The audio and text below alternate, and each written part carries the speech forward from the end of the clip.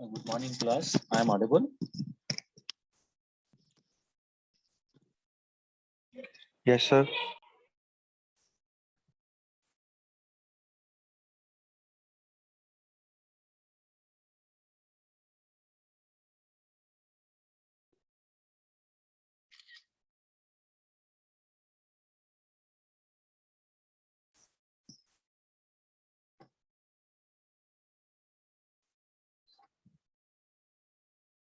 Yes.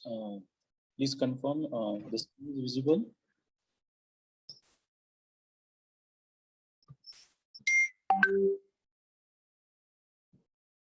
Screen is visible to all.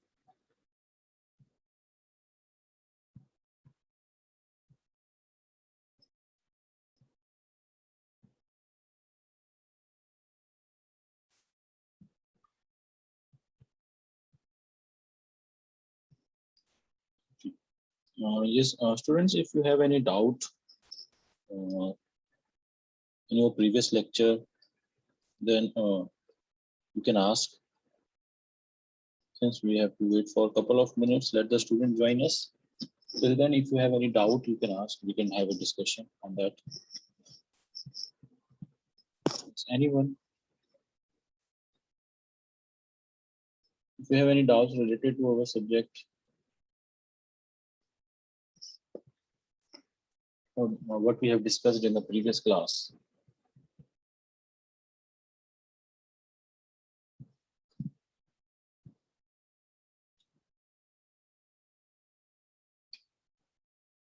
There's no doubt. No one has any kind of doubt in our previous lecture. Yes. Let me show you the slides so that we get some of the things that you want to ask. Right. So we have a discussion on the layers. Right. We talked about data link layer. We talk about network layer. Right.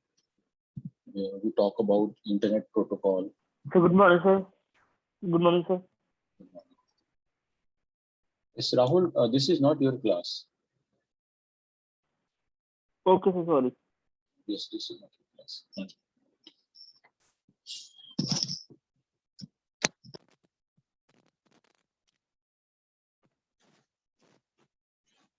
Yes, Anjali, mic.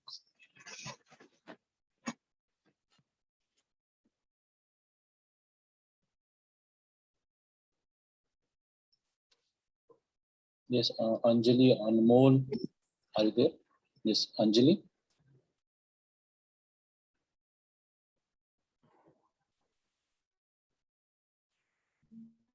Yes, turn on your mic. I'm audible to you. Yes, sir. Yes, Anjali, will you please tell us what we have studied yesterday in the previous class? Just give the outlines, glimpse of that. Sir हमने OSI model किया था. Yes. What else?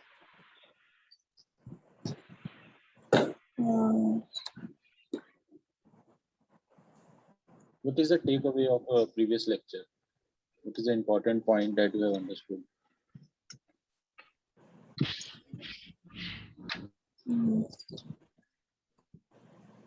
Okay, anyone else?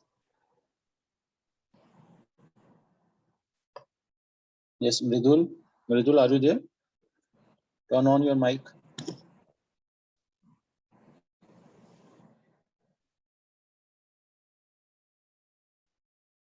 Yes, Mridul Sharma. Yes, sir. Tell me what we have studied. What is the takeaway in the previous lecture, and what you have understood?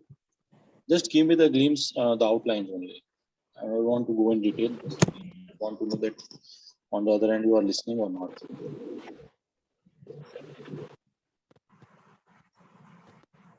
Sir OSI किया था और lab में आपने वो installation के बारे में बताया था.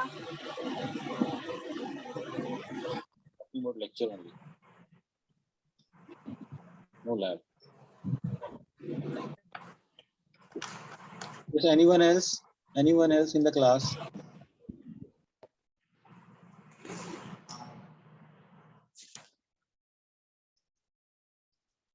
Yes, anyone in the class? Please tell me.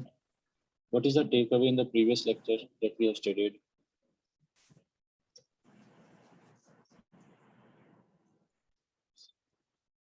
See, I have already told you this is a networking class, and you have to come up either with the problems, right?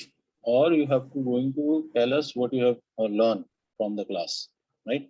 It will not be, I assure you, this subject will not be simplex, right? In a method, in a way that only I will communicate and you will only listening on the other end. I will definitely going to ask you things, right? So pay attention. Right? Should be like that every day you have learned something and there is some purpose for that, right? So what is the outcome of this in the previous lecture? Yes, anyone?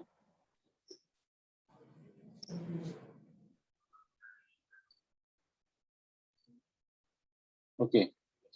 So I will start with today lecture where we are going to cover the next layers, that is the network layer, right?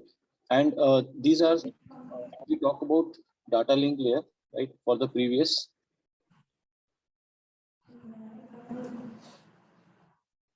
right? Someone in the message has Mridul, you have written, right? Okay, you have written that you have given the module overview. Okay. So here are few terms that you can see that these are the services which are provided by data link layer, right? So as I already told you, framing and link access is a task of data link layer, right? Reliability, as there is a node to node communication, right? Means there is a node which is connected immediately to the next node. They are communicating with each other, right? So how we can assure that the data is delivered successfully, right? For that we are making use of concepts of acknowledgement. So there will be some kind of assurance that data delivery on the other end is successful, right? And there is no loss of data in between, right? So for that reason also we are saying that data link layer is responsible for between two nodes which are connected immediately, right? Like in a system, in a network, we have a link of nodes which are connected like this way, suppose, right? And this is your sender and this is your receiver, right? So you can see I'm talking about these two nodes. These two nodes are the immediate node which are connected to each other. So there will be a reliable delivery of packet between this node to this immediate node which is connected. But this is not the destination node. Please remember this part. This is not the destination node. Destination node is this over here, receiver, right? So, but if that data is not delivered successfully to the immediate node, which is through which it is going to connect to the receiver, what will happen? We are going to receive a wrong data over here, right? Corrupted data over here, and that we don't want. So that's why we are saying that data link layer is over here is also taking care of this thing, that when the message or frames are sent to the nodes, right, which is immediately connected, right? For that, this layer is basically responsible, right? And how we are going to do that? With the help of this flow control, right? There will be a flow control between these two nodes, right? This is one node, this is another node.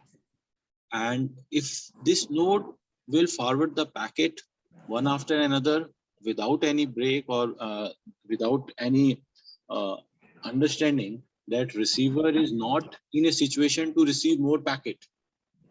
Now try to understand this concept, that this is the node which is going to receive the packet from this sender node.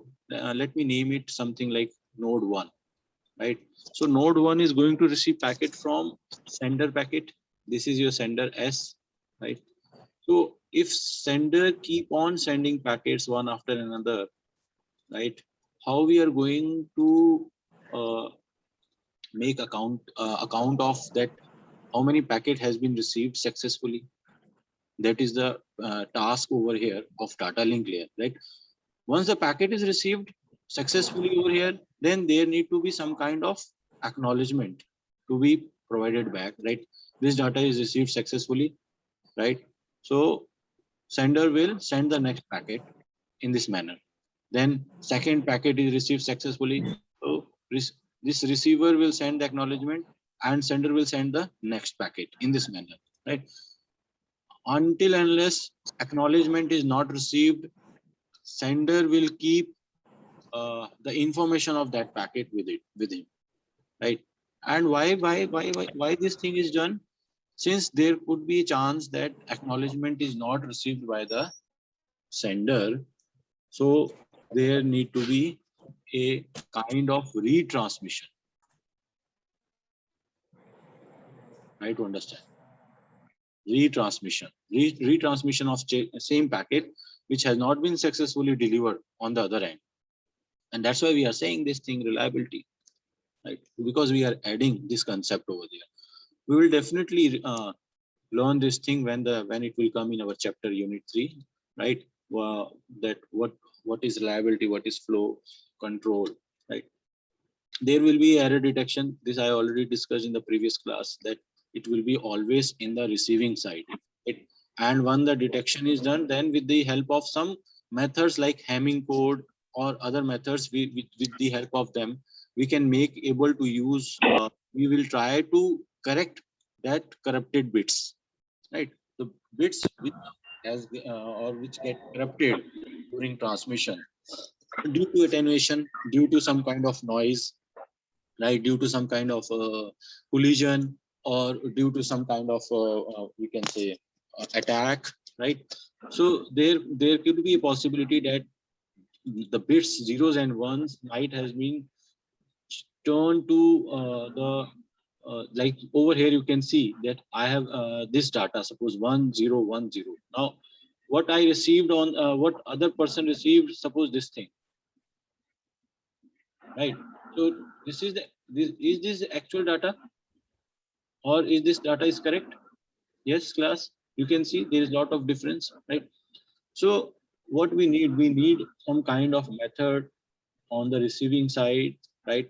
Like it is going to receive over here, then it is going, finally it is going to receive by the receiver. These are the intermediate nodes through which it is going to pass, such as routers, right? And all hubs and other intermediate devices are in between, right? So what is needed? We need to detect at this level, that is data link level, right? Where detection will be done that, okay, this is the corrupted data. We need to correct it. And for that, we need some kind of correction. So please understand, correction is always or could be done only after detection, right? And detection is always in the receiving side. Please remember this thing. Receiver, who is a receiver, can only perform detection, right? And then using some algorithms, using some methods, receiver could able to try to correct that method. And if it is not possible, then receiver will not send the acknowledgement. Please try to understand this thing. Acknowledgement will not be sent back to the sender of the packet which receiver has received. Now what will happen because of this? Because of this, what will happen? The sender will come to know, okay, the packet which I have transmitted might be corrupted in between, or or being lost somewhere, in the network. So there is a need of retransmission. So what sender will do? Sender will retransmit. That's why I have written over here, retransmit, right? So that's why it is saying over here that is the role of data link layer to provide reliability delivery. That is the reliable delivery of packets. That's why, right? Now the last term is very common, which is talking about full duplex, half duplex, right? Or simplex method is there, right? Which is talking about that the flow of data could able to take place in the direction, right? Now suppose for this particular term, let me take this example with you, that this is a one host, right? And we named it host 1. This is host 2. We named it host 2, right? So you can see that if I'm talking about simplex way of communicating, so there will be flow of data will be only in one direction, right? I can give you one example for that. Now suppose you are listening to a radio, you have a receiver, right? So that transceiver will only receive the signals, right? And you can able to listen to the songs or news, whatever it is, right? So the flow of data is always in one direction. It cannot be changed, right? So that is what the simplex method is. Then we have having half duplex. Now what half duplex means, that both can send, but they cannot send at the same time, right? So they have to wait. So if host 1 is sending, then host 2 cannot send the data. Host 2 will act as a receiver. Try to understand this concept. This is very important. Now, if host 2 is sending, over here you can see in the second transaction, if host 2 is sending, then host 1 cannot able to send. Host 1 will act as a receiver, right? So that's why the term is known as half duplex. Yes, class, any doubt in this particular? I can give you an example related to our, you can see like in our railway tracks, right? So in that railway track, only one train can come on that direction, right? If we are trying to come with both directions, then what will happen? There will be a collision in that track. In the similar manner, this channel through which they are communicating, right? So there is a channel between this host 1 and host 2, and in the channel through which they are communicating, right? They can use that channel one by one.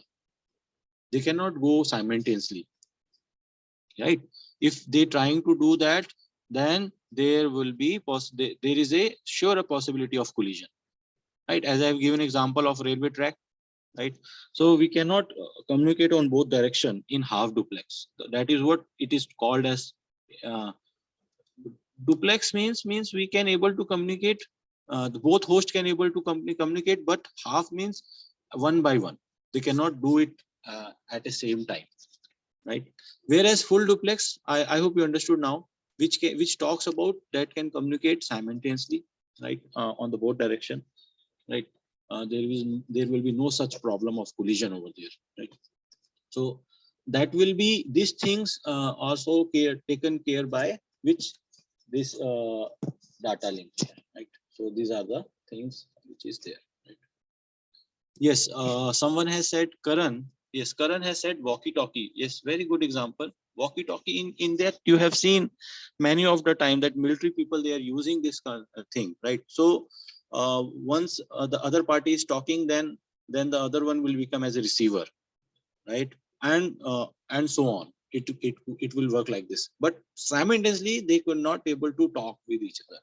So that is a problem with that walkie-talkie, and that is a perfect example of your half duplex, right? Anyone else want to give any suggestion?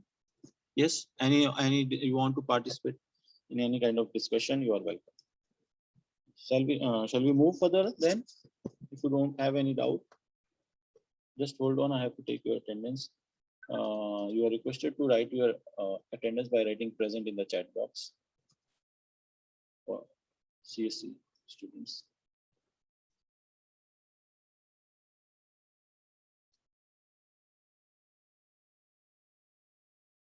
Yes, if you have doubt, you can ask.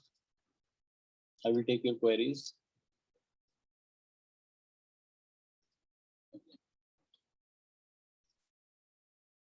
Okay.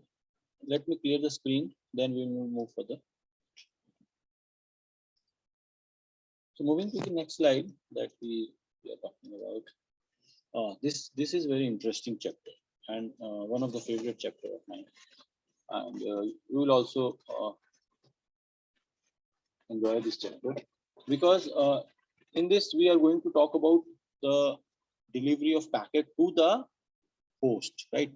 Till now we are talking about the data link layer is taking care of delivery of data to the immediate node. Try to understand that point, right? To the immediate node in a sense that which is connected next to it, right? But now the network layer role is to deliver the data to the host, means receiver. It is not talking about to deliver it to the next immediate or connected node. It is talking about to pass all the intermediate nodes and reach to the receiver. So that is the major role of network layer. Right. Network layer has many roles. It also include such as to identify the user uniquely in a network. So without IP address, like I said, that we have a list of students. In that list of students, we have students with same name, right? And if we have a student with same name, then there could be a possibility of conflict, right? Possibility of conflict, like name with same user with same name could be there, and there will be a conflict of that to whom I want to acknowledge, right? In the same manner, we have this numbers, right?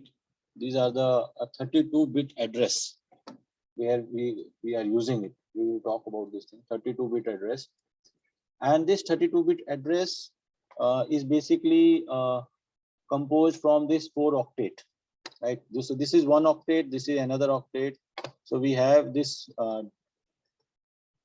decimal notation, right? So that it is easy for human being to recognize a number instead of recognizing or remembering this 32 bits in this form. It is very difficult, right? If I ask you to remember, many of you could able to do for 1 to 2 IPs, right? 1 or 2 or 3 IPs. But what if I ask you to remember for a lab, for the entire lab and all? Then it will be a very challenging or difficult task for you. So that's why there is a need of conversion. So what we will do in that, we will convert this binary digits to this decimal notation, right? And we will talk about the classification. We have classified the IP address into class A, class B, class C, class D, and E, right? And it has some range starting from 0 to 126. 127 is a loop back address, right? Is known as a loop back address. It is the address of all the Ethernet or the card which is installed in your device, right? So this is 127, not used. We cannot use this address, right? This is the loop back address of your own system.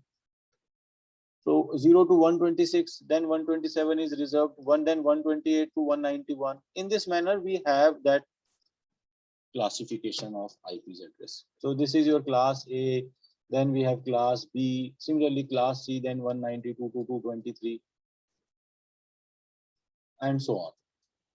We will going to talk this thing in unit 4, then we have this chapter. But I'm just giving a brief because in many of our labs or when we are talking or we are understanding the concept, some such nomenclature come in picture, right? So I'm just telling you about this thing.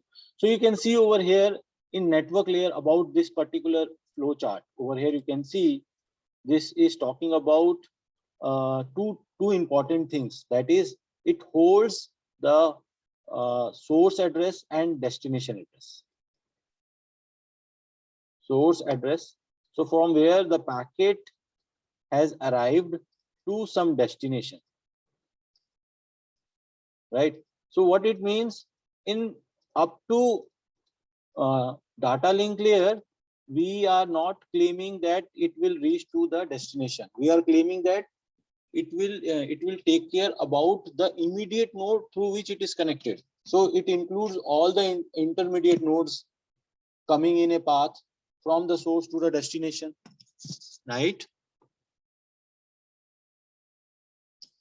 Now how about who will take care of delivery of packet to the destination, till the destination, right? For that, we are saying we have this network layer.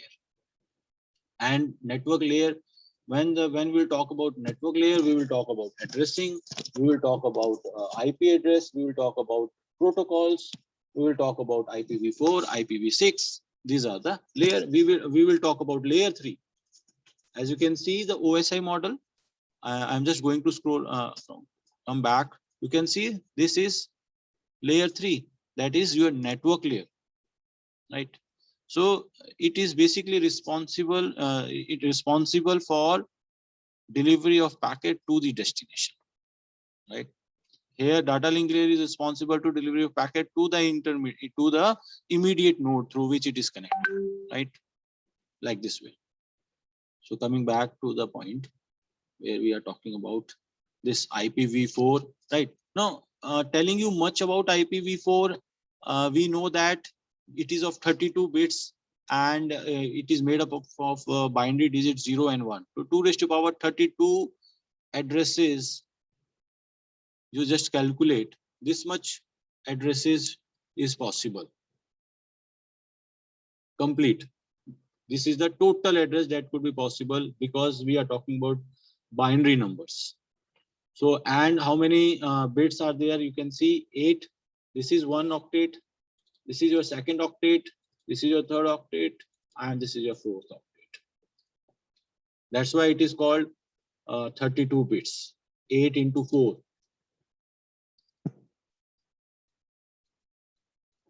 Right?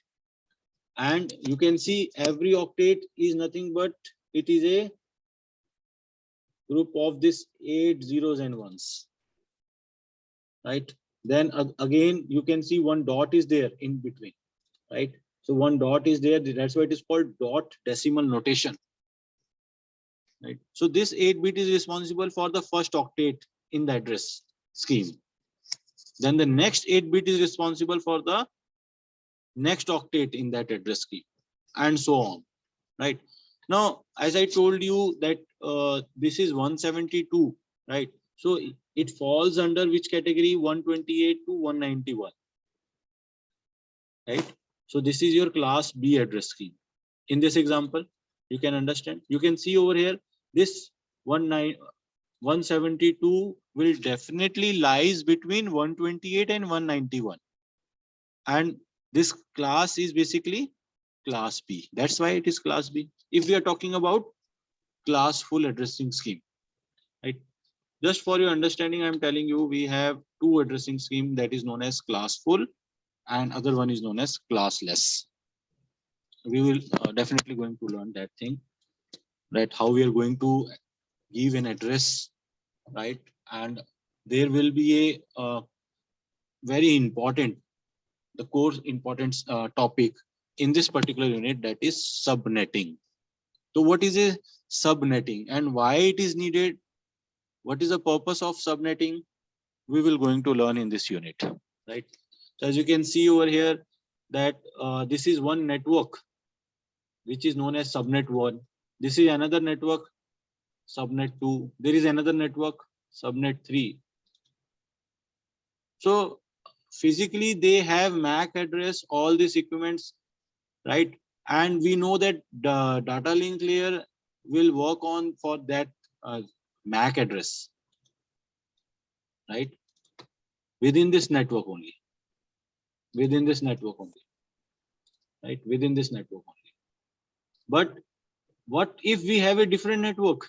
Then that data link layer will not able to work properly. For that, we need addressing, and which layer will take care of addressing? That is network layer will take care of addressing, right? So our logical address is there, physical address is there. We will going to talk about what is the difference between MAC address, that is a 48-bit address, that is a physical address which is provided to each and every equipment, that is the Ethernet card which is installed in your system. At the time of manufacturing, it was given. We cannot change it once it is provided, right? But yes, with the help of software, hackers might use some methods in which they basically change the MAC address, right? By using some random function and all. So they basically change it, and to the outer world, it will look like that, okay, from this MAC address, it has arrived, right? So that possibility is also there, but it was not made in such manner. It was made to identify that device, that hardware, physical, that Ethernet port, that Ethernet card, that LAN card to be identified. So with the help of this 48-bit, which is a combination of timestamp, which is a combination of the company IDs, right? And all these things are there, stuffs are there. And with that, they will get a random unique MAC address. Please remember this thing. This is a unique, is just like a fingerprint, like you have, which is unique in the world. Similarly, this MAC address is it is unique in the world. You cannot have same MAC address for a different device. You will definitely have a different MAC address for all the device we have, right? So in a LAN which have the same network, they can communicate through this MAC address. With the help of data link layer, it will get delivered inside the network. But what we want to connect with different network, you can see over here. We want to connect different network. This is one network, this is another network, this is another network. And that is one drawback over here. You can see that if we have a different network, they cannot communicate directly. We need one device which is known as router. So you can see over here, when I am talking about network layer, automatically router come in picture. Yes, yes class. So router works in which layer? Network layer. Because the responsibility of forwarding the packet so that it can reach to the destination is done by router, right? So what is the role and responsibility of a router? Can anyone tell me? I just repeat, then I will ask you definitely. So role and responsibility of router is to forward the packet so that it can reach to the destination. So router have multiple ports associated with that different network, right? So, or in other sense, you can say router is a device which will help us to connect a different network. This is one network, this is another network, this is another network. So with the help of router, we could able to connect with different network. Otherwise, it will never be possible. It could not be possible to connect different network. You cannot able to communicate. Just imagine the world where everyone has their own network and there is no router. Then think of it, how they will going to communicate. I can only able to communicate within my LAN, within my lab. If I want to do outside my lab, I want to connect, then that lab also must have same network that I am using. And in that way, there could be a possibility of conflicts, because if they may have same IPs that I am using, or there will be a maximum limit of number of users, right? After that, we cannot able to connect. Getting? For that reason, we need a router, and the role and responsibility of router is to segregate them, to segregate the packet which they received and forward them. It's just like they are like road maps. They are like providing a road maps to the packet that, okay, you go to this direction, then definitely you will reach to your destination. Okay, so one router will say to the packet, okay, you have to follow this path. Your network is in this direction. Follow this path, you will reach to the destination. Right? So that is very important. The most important layer in this OSI model is the network layer and the transport layer, without which you can see we cannot able to communicate with the outside world, without which we cannot able to communicate with more number of devices, or without which we cannot able to communicate with different network. Right, class? Any doubt? Shall we move further? If you have any doubt, I'm just waiting and going to take a screenshot. Then I will. Till then, you can ask if you have any question, or should I ask you? Okay. Yes. Yes. CSE from mechanical. I got a message. No doubt from CSE. Yes, class. See, this is your core subject. CSE students. Clear the things right away only.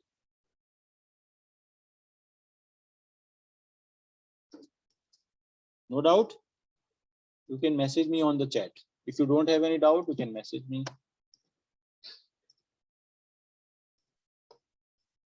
Okay. So I'm cleaning the screen. Few more things that I want to discuss with you about this this particular address scheme is that you can see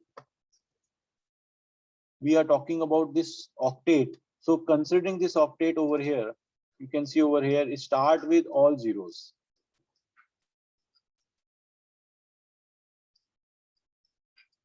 So this is the 8 zeros of the first octet, right? So it will start from all zeros and maximum up to which it can reach to all ones.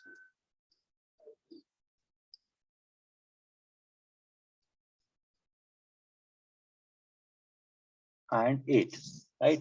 So in between, what we have all the possibilities, right? The first possibility after all zeros will be 0, 0, 0, all zeros, and this value is 1, right? So adding one to it, again, if I add 1 to it, what it will become, right? It will be how much? The next possibility will be how much? 1 and 0, 0, and 1 over here. So the next possibility will be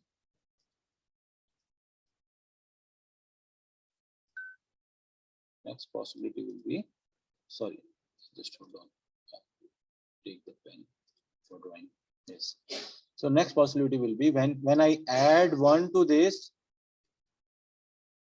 what will happen? 0 and 1 and all zeros.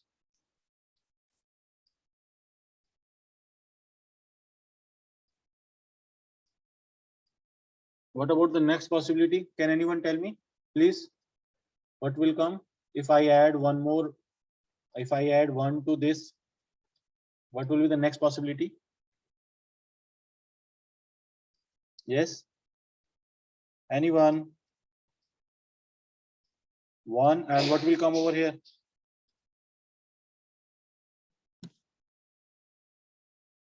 Yes, class? Yes. Anmol is saying 1. So 1. This is the third possibility. So that's why I'm saying, it is coming over here next in this manner, and the last possibility will be when there will be all ones. Right now, if we count all these possibilities, you will